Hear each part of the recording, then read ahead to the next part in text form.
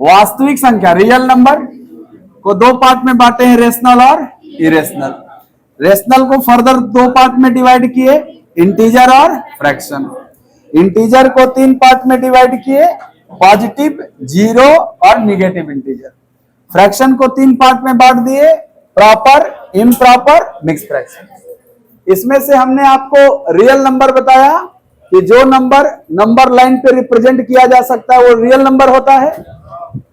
Rational number बताया कि जिस नंबर को P बाई Q के फॉर्म में लिख सकते हैं, जहां P और Q दोनों इंटीजर होना चाहिए, वो सब क्या कहलाता है, रेशनल। बट ध्यान रहे कि Q जीरो नहीं होना चाहिए।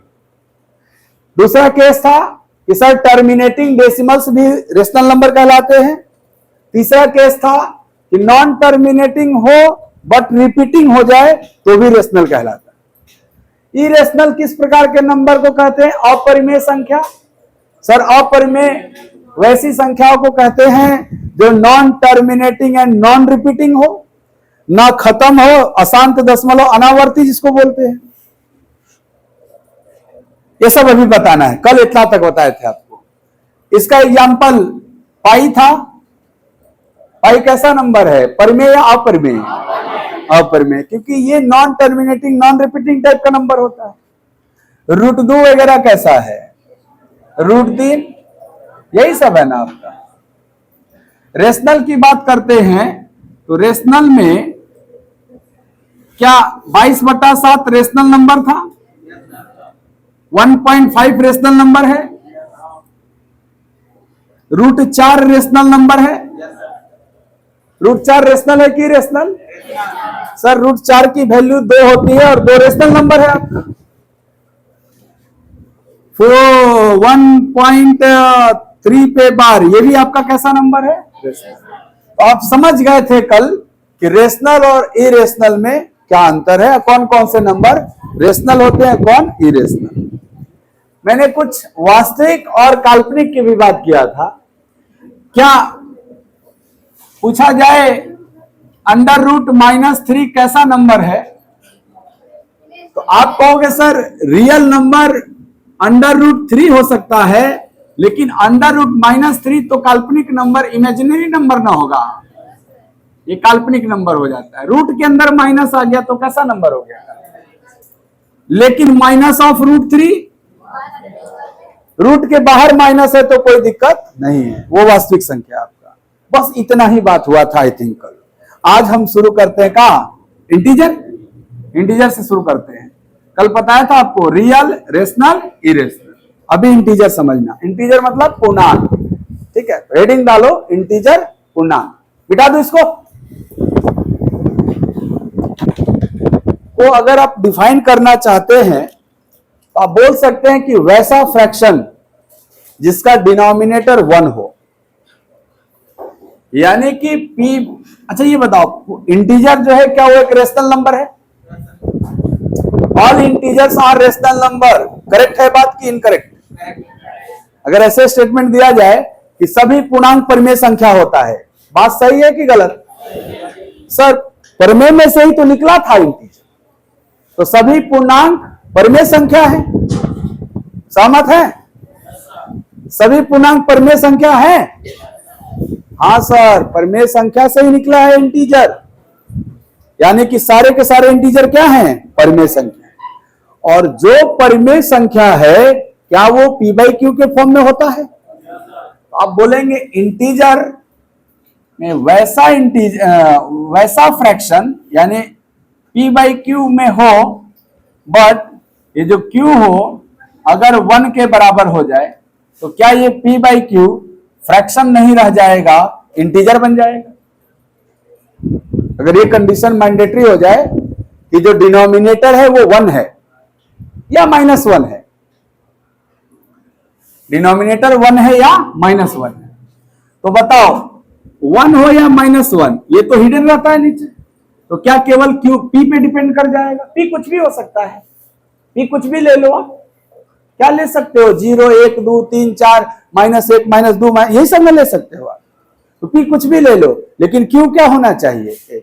अर्थात हिंदी में बोले और डिटेल में बोले तो बोलेंगे ऐसा भिन्न जिसका हर एक होगा वह क्या कहलाएगा?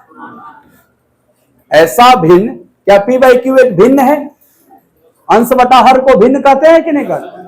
तो पी बाई क्यू एक भिन्न है, तो बोल सकते हैं कि वैसा या ऐसा फ्रैक्शन भिन्न जिसका हर एक हो वह पूर्णांक कहलाता है। बोलिए, कहना सही रहेगा? ऐसा भिन्न जिसका हर एक हो, ऐसा फ्रैक्शन जिसका डिनोमिनेटर 1 हो, वो क्या कहलाएगा? पूर्णांक या इंटीजर कहलाएगा। इनको हम नंबर लाइन पे रिप्रेजेंट करते हैं, तो आप कहते हो 0 लेते हैं, इधर पॉजिटिव इंटीजर लेते हैं, ऐसे dot dot dot plus infinite तक जा सकते हैं, इधर निगेटिव इंटीजर लेते हैं और dot dot dot minus infinite तक जा सकते हैं। तो अगर हम इंटीजर को नंबर लाइन पे प्लॉट करेंगे तो इसी प्रकार ना प्लॉट करेंगे।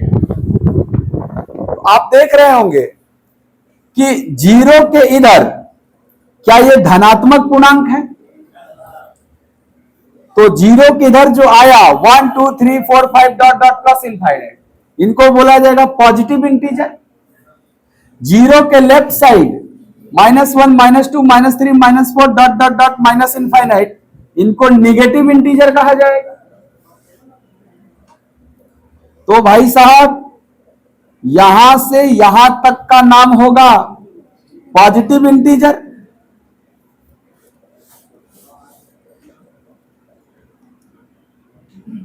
यानी धनात्मक पूर्णांक।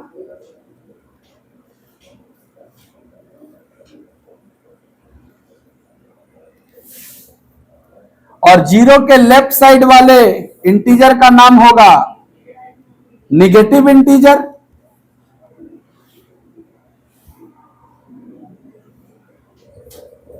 अर्थात ऋणात्मक पूर्णांक।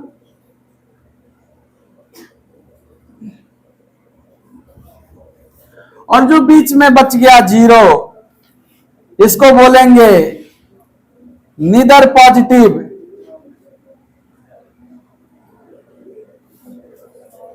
नॉर नेगेटिव,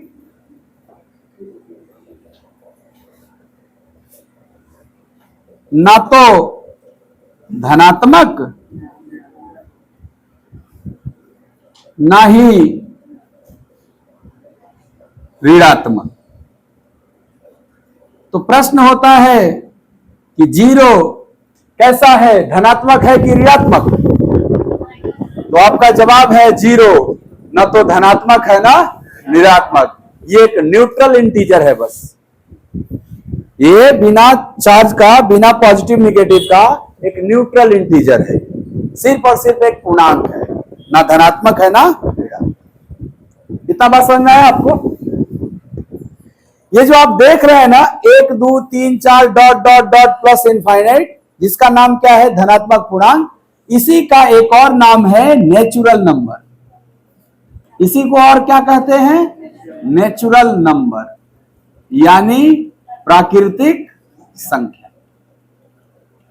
तो कोई बोलेगा कि सबसे छोटी प्राकृतिक संख्या, आप 1 से चलोगे, सबसे बड़ी प्राकृतिक संख्या प्लस इनफाइनाइट, कांट डिटरमिन बोलोगे, नहीं ज्ञात कर सकते। सबसे बड़ी ऋणात्मक पूर्णांक सर -1 है, और सबसे छोटी ऋणात्मक पूर्णांक कांट डिटरमाइन है, नहीं ज्ञात कर सकते। आ रहा कि नहीं? इतना बात समझ। अच्छा, एक बात और, आपसे यहां से ये भी प्रश्न पूछा जाएगा कि किसी भी लगातार 2 पूर्णांकों के बीच, जैसे 1 और 2 लगातार इंटीजर हैं, 3 और 4 लगातार हैं, -2 -3 लगातार हैं, तो किसी भी 2 लगातार इंटीजर के बीच कितनी संख्याएं होती हैं? तो आप कहोगे सर इनके बीच में ये एक लाइन दिख रहा है, एक लाइन दिख रहा है आपको? मैं पूछूंगा इस रेखा पे कितने बिंदु हैं? ये वो लाइन खींच दिए और पूछ रहे इसमें इस रेखा पर कितनी बिंदुएं हैं, आपका उत्तर क्या आएगा? अनंत बिंदु है। और हर एक बिंदु अपने आप में एक नंबर बन सकता है। तो किसी भी दो इंटीजर के बीच में कितने संख्या? अनंत संख्या। अब प्रश्न पूछा है कि एक और दो के बीच में कौन संख्या है, तो आप बोलोगे कि एक और दो के बीच में सर बहुत सारे इंटीजर, बहुत सारे नंबर आएंगे। आपको उत्तर बोलना होगा अनंत है। ये नहीं कि एक के बाद दो आता है तो बीच में कहां आएगा, ऐसा नहीं बोलिएगा। इंटीजर नहीं पूछा है, संख्या पूछा है। ऐसे पूछा जाता है कि लगातार दो अपरिमेय संख्या के बीच में कितनी संख्याएं होंगी। आपके दिमाग में आएगा लगातार दो अपरिमेय संख्या अर्थात √2 और √3 की बात कर सकता है। तो प्रश्न है कि √2 और √3 के बीच में कितने संख्या? अनंत संख्या। किसी भी दो नंबर के बीच में अनंत संख्याएं होती, अनंत नंबर होती। यहां मैं ये बात लिख दूंगा ताकि ये बात याद रहे आपको। यहीं पे मैं ऐसे स्टार मार के किसी भी दो संख्या के बीच में अनंत संख्याएं होती हैं।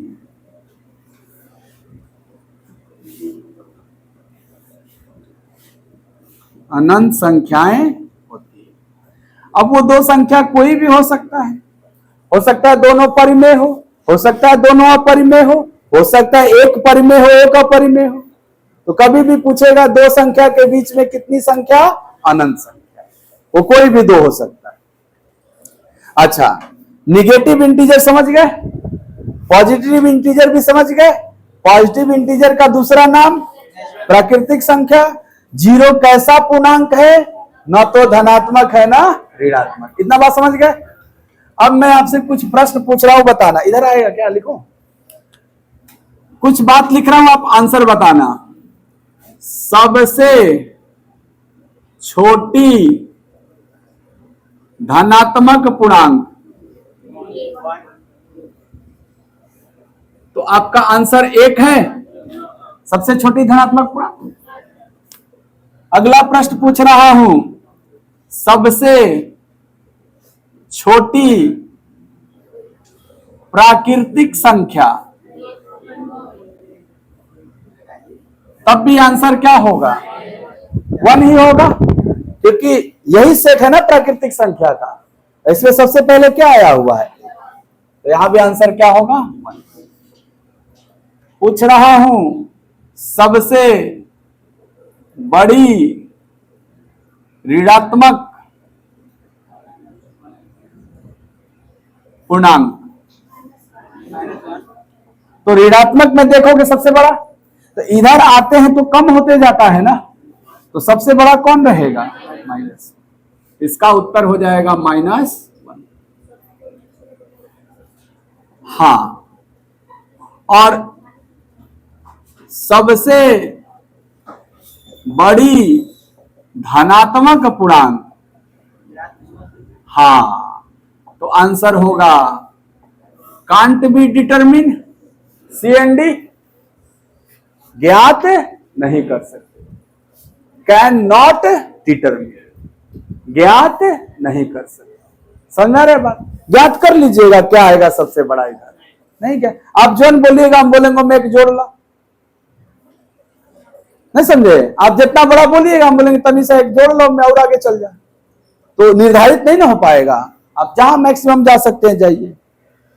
सबसे छोटी ऋणात्मक पूर्णांक,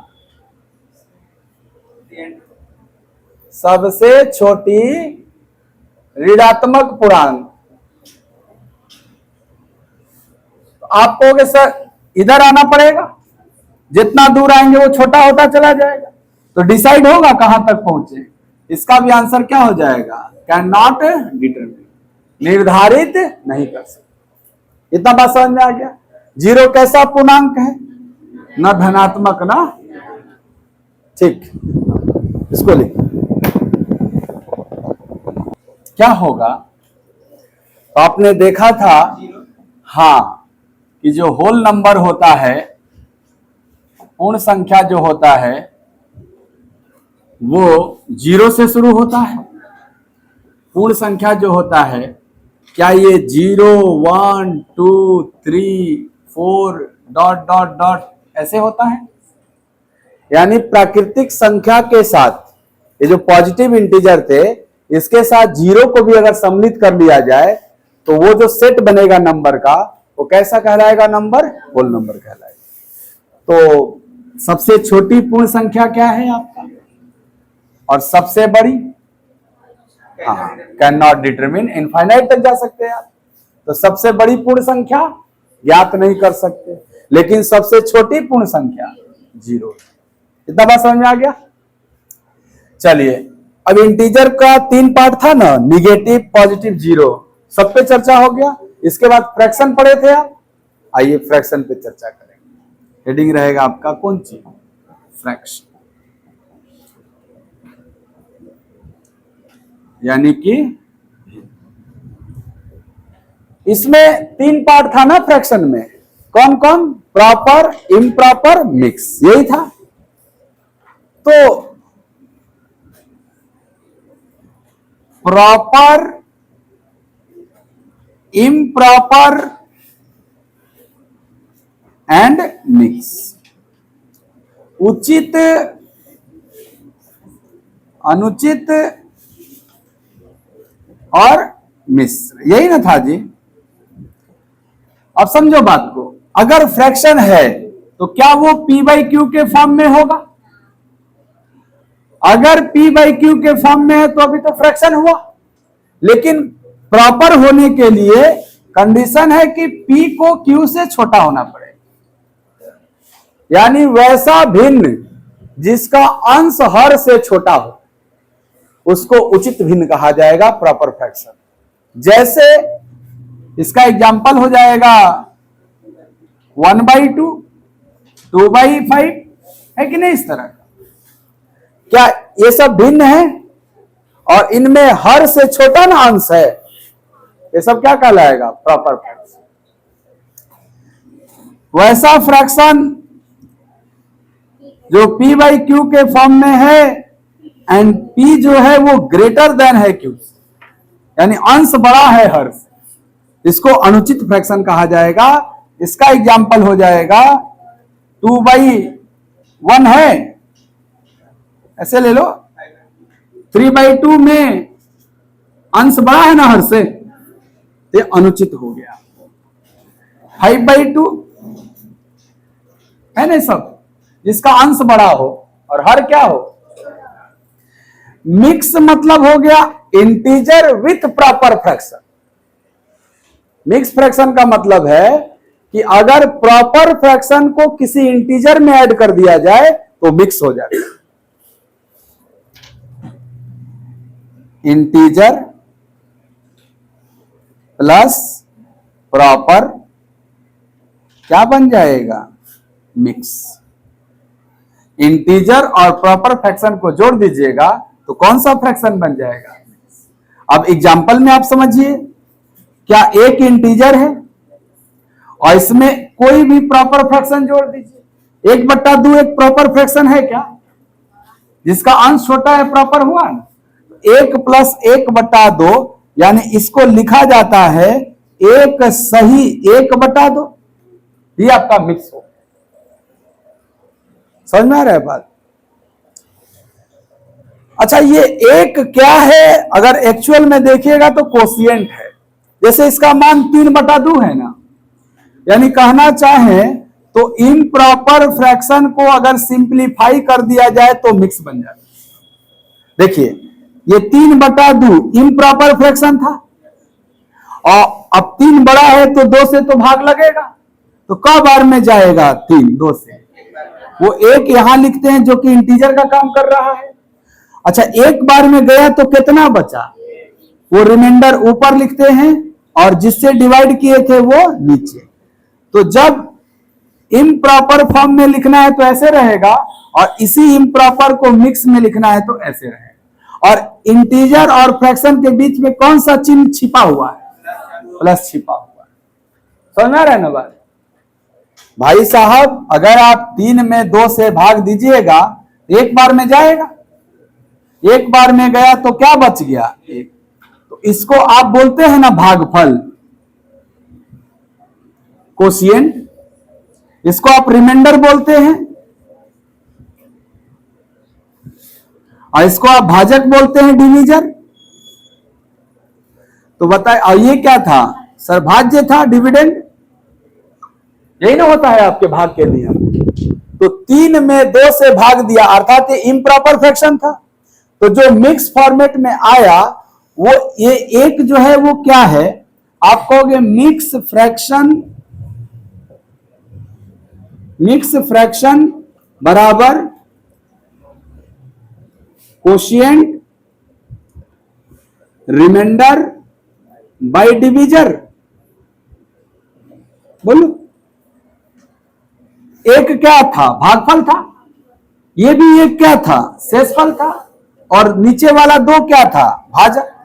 तो क्या बोल सकते हैं कि मिक्स फ्रैक्शन में जो टर्म दिखाई देते हैं 1, 1, 2, इसमें ये एक होता है भागफल, ये एक होता है ऊपर वाला रिमाइंडर और नीचे वाला डिवीजर। बोलिए, बात समझ रहे आप हमारी? और जब इनको सिंप्लीफाई कर देंगे तो ऊपर वाला डिविडेंड आ जाएगा। भाज्य कैसे निकलता है? भाजक गुणे भागफल प्लस शेषफल। तो भाजक गुणे भागफल प्लस शेषफल, भाजक गुणे भागफल प्लस शेषफल। तो 2 एकम 2 प्लस 1 3। तो क्या इसका भाज्य 3 था? वो दिख जाएगा। ये बात पहुंचा आप तक कि मिक्स फ्रैक्शन में क्या क्या बात होता है? सर इंटीजर का जो रूप में दिख रहा है वो भागफल है, अब बट्टा में जो नीचे है वो भाजक है, और ऊपरा जो बचा है वो शेषफल। इतनी बातें एक मिक्स फ्रैक्शन में होता है। क्लियर है? चलिए, तो फ्रैक्शन समझ में आ गया। तो हमने जो क्लासिफाई कल किया था रियल नंबर को, रेशनल इरेशनल, दोनों समझ में आ गया। रेशनल का पार्ट में, 2 पार्ट में, इंटीजर और फ्रैक्शन। इंटीजर भी समझ गए, फ्रैक्शन भी समझ गए। हाँ, फ्रैक्शन भी कब पार्ट में? 3 पार्ट। इतने नंबरों से जान पहचान हो गया आपको। अब आते हैं हम प्राकृतिक संख्या पे एक बार और, क्योंकि वो बड़ा इंपॉर्टेंट है, उसमें और भी सवाल बनते हैं। अभी आपको बांटने का एक और तरीका होता है कि सर इवन ऑड में बांट दीजिए, एक और तरीका होता है कि प्राइम कंपोजिट में बांट दीजिए। तो ये सब अब सीखेंगे हम, क्लासिफाइड कैसे कैसे करें और किन नंबरों को बांटेंगे तो क्या बनेगा। एक बार और हम इंटीजर पे आएंगे। अभी इंटीजर पढ़ाए थे आपको, उसमें क्या पढ़े थे? पॉजिटिव, निगेटिव और 0, यही ना पढ़े थे। एक बार और इंटीजर को बांटेंगे और इस बार बांटेंगे इवन और ऑड, 2 पार्ट में बांटेंगे। चलिए, इतना लिखे हो चुका है ना इस बार पूर्णांक। इस इंटीजर को अगर आप क्लासिफाइड करना चाहेंगे तो 2 पार्ट में क्लासिफाइड कर सकते। अभी कुछ देर पहले 3 पार्ट में बांटे थे, पॉजिटिव इंटीजर, निगेटिव इंटीजर और 0। वो एक प्रकार का वर्गीकरण था। एक दूसरा क्लासिफिकेशन ये हो सकता है कि सर एक होगा ऑड इंटीजर और दूसरा इवन इंटीजर, ऐसे बांट सकते हैं। हम चाहें तो पूरे इंटीजर को केवल 2 ही पार्ट में बांट के 2 ग्रुप में रख सकते हैं, आधा को ऑड इंटीजर में और आधा को इवन इंटीजर। क्या इंटीजर को आपने नंबर लाइन पे देखा था? ऐसे दिखा था आपको?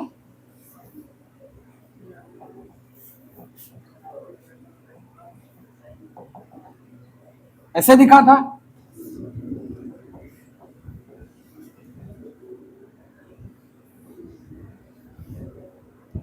इंटीजर को नंबर लाइन पे ऐसे देखते हैं हम। इन सारे इंटीजर को कब पार्ट में बांट दिए? मात्र 2 पार्ट में। कौन कौन? Odd integer, even integer. इसको बोलते हैं विषम पूर्णांक और सम पूर्णांक।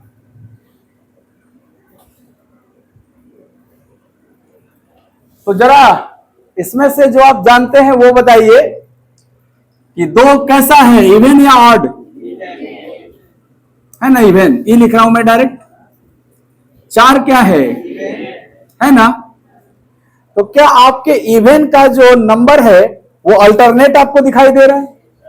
तो आगे चलेंगे तो 6 ना आएगा इवन, फिर 8 आएगा। अच्छा, अगर मैं 4 से सोचूं तो 4 इवन है, तो एगो छोड़ के 2 भी इवन हुआ, और अल्टरनेट 2 छोड़ के 0 पे आऊंगा तो 0 को क्या बोलना चाहिए? इवन। अल्टरनेट -2 को क्या बोलना चाहिए? ऑड। एगो छोड़ के आएंगे तो इवन ना है आपका। अल्टरनेट जितने भी नंबर होंगे, अगर मैं इवन से शुरू करूंगा तो every alternate number even number होगा आपका। तो मैंने इवन से शुरू किया और अल्टरनेट ले रहा हूं, एक छोड़ के ले रहा हूं, तो सारे क्या कहलाएंगे? इवन। -4 भी क्या है? समझ में आ रहा होगा इतना। अब बाकी जो बच गए और बच गए, तो इवन इंटीजर में आप बोल सकते हैं ना 0, 2, 4, 6 ... -2, -4, -6 ... -इनफाइनाइट, ये इवन इंटीजर कहलाएंगे। ऑड इंटीजर में आप बोलोगे 1, 3, 5, 7 +इनफाइनाइट। इधर निगेटिव में आएंगे -1, -3, -5 ... -इनफाइनाइट। आ रहा है कि नहीं समझ में इतना? इसमें से सवाल किया जाता है कि सबसे छोटी इवन इंटीजर क्या है? सबसे छोटी इवन इंटीजर क्या है? मैं लिख रहा हूं क्या क्या सवाल होगा यहां।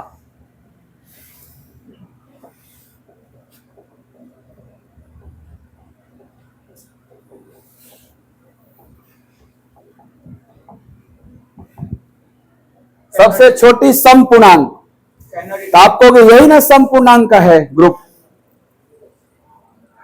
इधर तो सर बड़े नंबर हैं, आएंगे इधर तो -2 से छोटा -4, -4 से छोटा -6, और सबसे छोटा -इनफाइनाइट की ओर।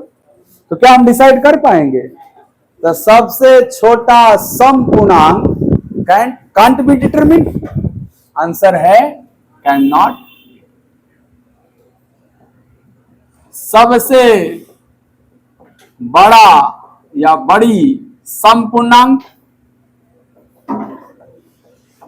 कहोगे इधरिया जितना चल जाइए आप, तो +इनफाइनाइट की ओर जाएंगे, ये भी कांट डिटरमिन हो जाएगा।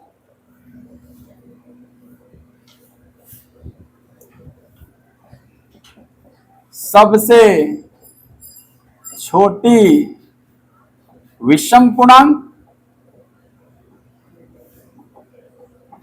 आपको इधर जितना -इनफाइनाइट की तरफ आता, इसका भी आंसर क्या है?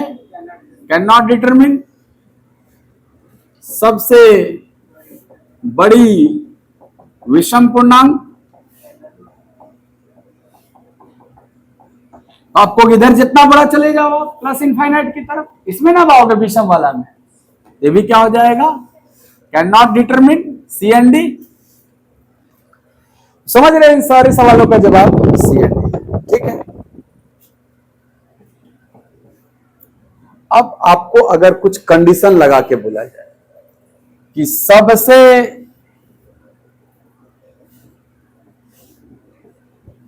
छोटी धनात्मक समपूर्णांक,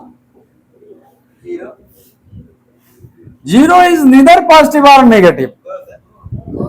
अभी इसीलिए तो पहले वो चर्चा हुआ था कि 0 तो ना तो धनात्मक है ना ऋणात्मक, और हमें आंसर तो धनात्मक में करना है, तो 0 का तो सवाल ही नहीं पैदा हो। अब 2 मारिएगा कि सबसे छोटी धनात्मक समपूर्णांक क्या है? तो आपने जो 2 याद किया है वो किस प्रश्न का उत्तर है? धनात्मक में सबसे छोटा सम।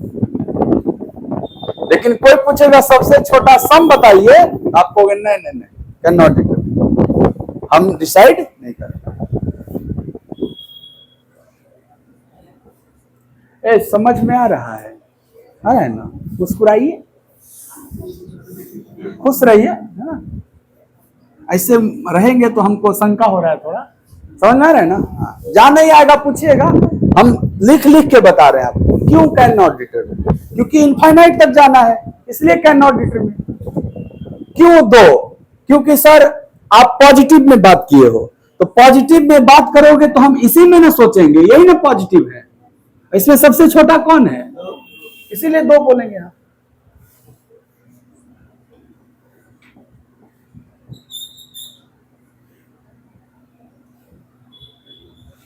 सबसे बड़ी ऋणात्मक विषम पूर्णांक, इसका आंसर क्या मानिए? तो आप कहोगे आपने ऋणात्मक में पूछा, तो ऋणात्मक में पूछने के लिए मेरे पास 2 जगह ऋणात्मक दिख रहा है, लेकिन साथ ही साथ विषम पूछा, तो ऋणात्मक विषम देखना होगा तो केवल यही में देखेंगे, इसी में देखेंगे, यही ना ऋणात्मक विषम नंबर है। इसमें सबसे बड़ा कौन है और सबसे छोटा कौन डिटरमिन? इसका उत्तर हो जाता क्या? माइनस। समझ में आ रहा है ना बात?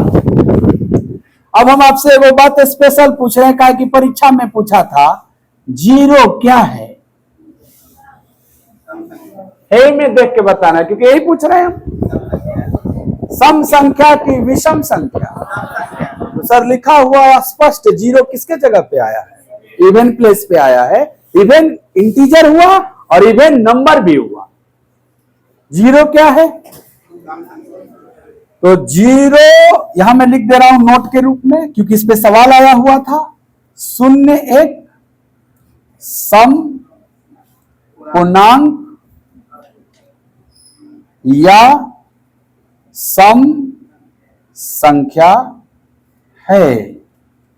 आप दुविधा में नहीं जिएंगे। कोई पूछेगा 0 क्या है, सम है कि विषम, तो सम संख्या। सम पूर्णांक है कि विषम पूर्णांक है? सम पूर्णांक, क्योंकि जो पूर्णांक है वो संख्या है, जो पूर्णांक है वो संख्या है, इसीलिए सम संख्या भी है और सम पूर्णांक। क्लियर? याद रहेगा ये बात?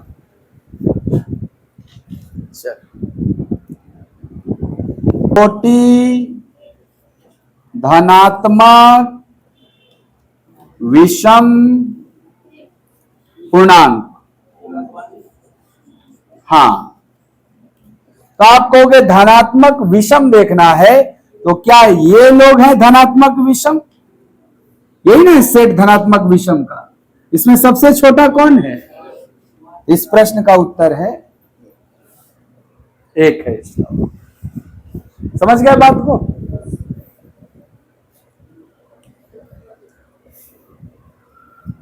टू है, यानी मल्टीपल ऑफ 2। कोई बोले कि सम संख्या को जनरलाइज करिए, सम संख्या का जनरल फॉर्म लिखिए, आप बोल देना 2n होता है। वेयर n, जहां n है ना, जहां n पूर्णांक है, जहां n क्या है? पूर्णांक, इंटीजर है। ये पूरा सम संख्या का कहानी। अब बताओ, जब n पूर्णांक है तो क्या n 0 हो सकता है?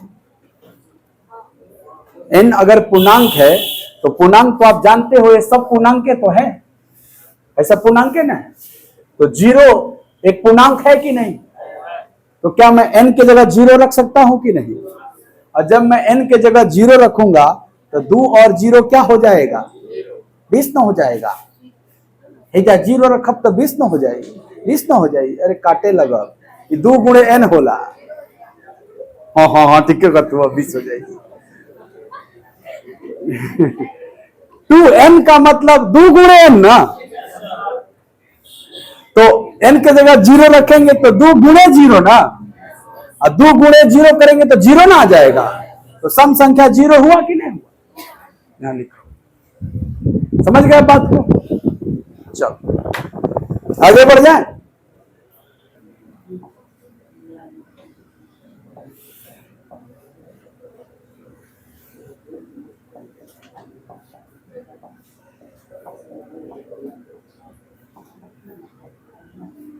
प्राकृतिक संख्या तो आप जान ही रहे हैं कहां से शुरू होगा, एक से शुरू होगा। यही सब संख्याओं को प्राकृतिक संख्याएं कहा जाता है। नहीं जी, कोई बोले कि प्राकृतिक संख्या किसको कहते हैं, तो बोल देना बचपन में जो गिनती का संख्या था वह प्राकृतिक संख्या है। तो गिनती कहां से शुरू होता था, कहां तक गिनते थे? तो आपका मन होता था तो 101 जाते थे कि नहीं जाते थे? वो तो अलग बात है, 100 तक गिन के थक जाते थे, लेकिन जाना चाहते तो 101 102 जाते हैं ना। तो काउंटिंग के नंबर को नेचुरल नंबर कहा जाता है, गिनती के संख्या को प्राकृतिक संख्या, और गिनती की संख्या यही सब है आपका।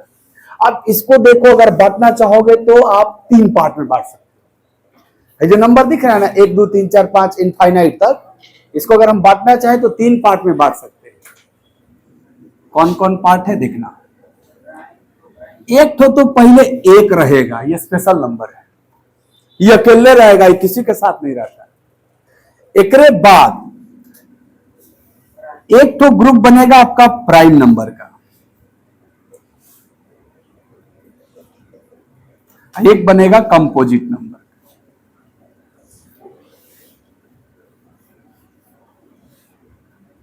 यानी भाज्य संख्या। कंपोजिट नंबर को क्या बोलते हैं? भाज्य संख्या। और प्राइम नंबर को बोलते हैं अभाज्य संख्या। अभाज्य संख्या। और एक को क्या बोलते हैं? न तो भाज्य नहीं अभाज्य। एक क्या है? हाँ, नीदर प्राइम नॉर कंपोजिट। अर्थात एक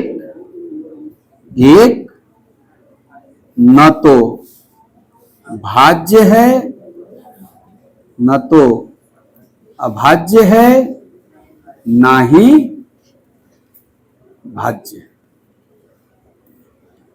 एक के बारे में ये बात रखना ध्यान बहुत जरूरी है। एक पूछा गया है कि एक भाज्य संख्या है कि अभाज्य संख्या है, तो जवाब है कि एक न तो भाज्य संख्या है ना अभाज्य संख्या। ऐसा क्यों? ऐसा इसलिए कि प्राइम नंबर वो हो सकता है जिसके पास 2 फैक्टर हो, जिसके पास केवल 2 फैक्टर हो, केवल 2 गुणनखंड हो। गुणनखंड समझते हैं? गुणनखंड समझते हैं? गुणनखंड मतलब जो काट दे, जैसे न गुतिया दयाद होता है, आपका बिया लगा काट दिया, वो फैक्टर है। नहीं बोला, बोल चल में बोला जाता है तो बिया कटे का फैक्टर है। अरे कहा बताइए, जने हुआ हमरे बगल में काट देना बिया वे लड़का का बरवे झरल है। फैक्टर यानी जो काट दे। 2 वर्ड आता है, दोनों बताऊंगा अच्छे से, और दोनों पे सवाल आता है, दोनों अच्छे से कराऊंगा। एक फैक्टर, एक मल्टीपल। फैक्टर मतलब गुणनखंड और मल्टीपल मतलब गुणज, ये दोनों अलग अलग होते हैं। फैक्टर वो है जो काट दे और गुणज वो है जो कट जाए। समझ रहे बात? एक नंबर 8 है और उसका फैक्टर 2 है, तो जो 8 है ना और जो 2 है ये आपस में रिलेटेड है। 2 8 का फैक्टर है, क्योंकि 2 8 को क्या करेगा? काट देगा। लेकिन 8 2 का मल्टीपल है, क्योंकि 8 क्या है? कट जाएगा। समझ में आ रहा है? इस पर चर्चा होगा। फिलहाल ये समझो कि प्राइम नंबर उन नंबरों को कहते हैं which has exactly only 2 factor, जिसके पास केवल और केवल 2 गुणनखंड। जब 2 गुणनखंड है तो उसको जानना भी आसान है। कौन से होंगे वो? केवल 2 गुणनखंड। पहला 1, क्योंकि 1 तो सबका फैक्टर हो सकता है, 1 सबको नहीं काट देगा। तो पहला 1 और दूसरा यस, और दूसरा संख्या स्वयं। तो बताइए क्या दो प्राइम नंबर है? मैं पूछ रहा हूं, एक की तो बात खत्म हो गई। एक तो सर ना तो प्राइम है ना कंपोजिट, क्योंकि एक के कितने फैक्टर है बताओ? केवल एक के गुना फैक्टर एक है। अब प्राइम होने के लिए कौन को चाहिए? तो प्राइम हुआ एक नहीं। और कंपोजिट को तो दो से ज्यादा फैक्टर चाहिए। कंपोजिट के लिए ना मोर देन 2 फैक्टर चाहिए।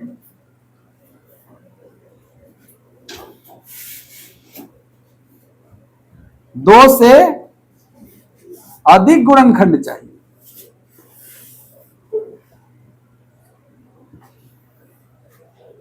एक के पास कितने गुणनखंड है? क्या ये प्राइम के घर में रहेगा? प्राइम के घर में वही रहेगा जिसके पास 2 फैक्टर है। क्या ये कंपोजिट के घर में जाएगा? सर कंपोजिट के घर में वही जाएगा जिसके पास 2 से ज्यादा गुणनखंड है। तो एक के पास तो केवल एक गुणनखंड है, इसीलिए बोला जाता है न ये भाज्य है न ये अभाज्य है। क्लियर हुआ क्यों? अच्छा सर, इसमें केवल 2 गुणनखंड होता है, तो 2 में से तो पता ही है कि एक होबे करेगा, क्योंकि एक सबका ना गुणनखंड होता है, ये वो संख्या स्वयं। तो मैं अगर पूछना चाहूं कि 2 कैसी संख्या है, तो आप कहोगे 2 के सर केवल 2 ही फैक्टर न होंगे, 1 और 2। मतलब 2 किससे किससे कटेगा? 1 से भी कटेगा, 2 से भी कटेगा। क्या इन 2 के अलावा किसी और से कटेगा? तो क्या 2 के फैक्टर 1 और स्वयं हुआ 2, और जिसके फैक्टर 1 और स्वयं होते हैं उसको क्या कहा जाता है? प्राइम नंबर कहा जाता है। 3 कैसा नंबर है? सर 3 भी तो दुए गो से कटेगा, 1 और 3 से, ये भी कैसा नंबर होगा? लेकिन 4 कैसा होगा? सर 4 के पास तो 2 से ज्यादा गुणनखंड है। क्या 4 1 से भी कटेगा? क्या 4 2 से भी कटेगा? 4 स्वयं 4 से भी कटेगा। तो क्या 4 के पास 3 फैक्टर हुए? और जब 2 से ज्यादा फैक्टर होते हैं तो उसको कंपोजिट नंबर कहा जाता है, भाज्य संख्या कहा जाता है। तो यहां पे आप एग्जाम्पल में आप लिख सकते हैं कि 4, 6, 8, 10, 9 नहीं सब है। 9 नहीं है कंपोजिट। 9 के कितने फैक्टर हैं? 1 से भी कटेगा, 3 से भी कटेगा, 9 से भी कटेगा। 2 से ज्यादा से कटा कि नहीं कटा? तो 9 किस में जाएगा? कंपोजिट नंबर में जाएगा।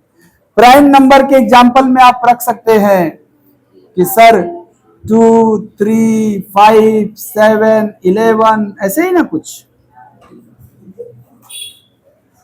अब हम क्लासिफाई कर दिए, तो बारी बारी से दोनों को पढ़ेंगे, और ये दोनों अपने आप में वो टॉपिक है। प्राइम नंबर भी एक टॉपिक है और कंपोजिट नंबर भी एक टॉपिक है, जिससे एग्जाम में सवाल आया। आप इतना लिखिए, फिर हेडिंग डालेंगे प्राइम नंबर।